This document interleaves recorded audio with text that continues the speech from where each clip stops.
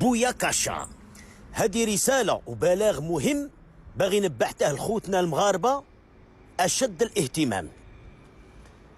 يا خوتي المغاربة، غادي نتنظموا كأس إفريقيا للأمم في 2025، وبما أن الجزائر راها حاضرة تاني اوتوماتيكمون غادي يجوكم لي سيبورتور الجيريان، ولكن لي سيبورتور الجيريان اللي راهم جايينكم ماشي سيبورتور هذوك ولاد الفاميليا والسكان الجزائريين هذوك العاقلين، نو، غادي يجوكم غير هذوك اللي تبعتهم المخابرات العسكرية الإرهابية، غادي يجوكم غير دوك لي كلوشار والشماكرية ودعاوي الشر.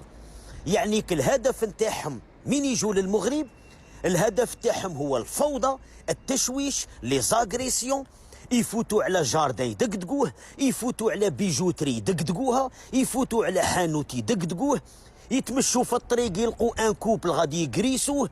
يعني راهم جايين كي قوم يأجوج ومأجوج، راهم جايين غير للفوضى والفتنة. لذا من هذا المنبر غادي نعطيكم الشروط اللي تطبقوها عليهم بور ايفيتي هاد المشاكل.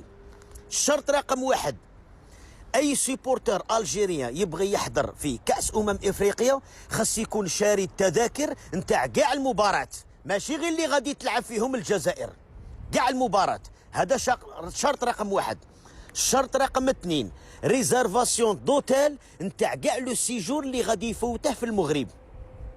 ما كاش هادي تاع غادي نبات عند صاحبي ولا نبات عند خالتي، نو، ريزرفاسيون دوتيل. وكاش ليله ما يباتش فيها في لوتيل يخصموا اللوتيل يعلم عليه، قال له ودي راه ما جاش عندي بات هاد الليله، تسمى باينه باللي راه داير كارثه ديك الليله. الشرط رقم 3، لو سيرتيفيكا ميديكال بسيكاتريك. ومن يجيب لكم السيرتيفيكا خاصها تكون حقيقيه مع الايميل تاع البسيكولوج والتليفون تاعه، باش السلطات نتاع المغرب تتصل بهذا البسيكولوج باش تشوف اسكو السيرتيفيكا مزوره ولا حقيقيه للتاكد. والحاجه الرابعه، حراسه مشدده عن اي دخله يجوا داخلين للصطاد، فتشوا لهم لي ساندويتش على خاطرش يديروا القرقوبي ولي فيميجان والممنوعات في الساندويتش. حراسه مشدده، وردوا بالكم الا هل بلغت؟ راكم شفتوا شداروا في السعوديه، راه البقاع المقدسه ومكه الشريفه والمدينه المنوره وما احترموهمش، شفتوا الفضايح اللي يديروهم. الور ايماجيني المغرب، وداير عندهم مركب نقص وعقده وفوبيا من جهه المغرب. ها علاش قلت لكم راهم ما جايين لا على جال كاس افريقيا ولا والو، راهم جايين يديروا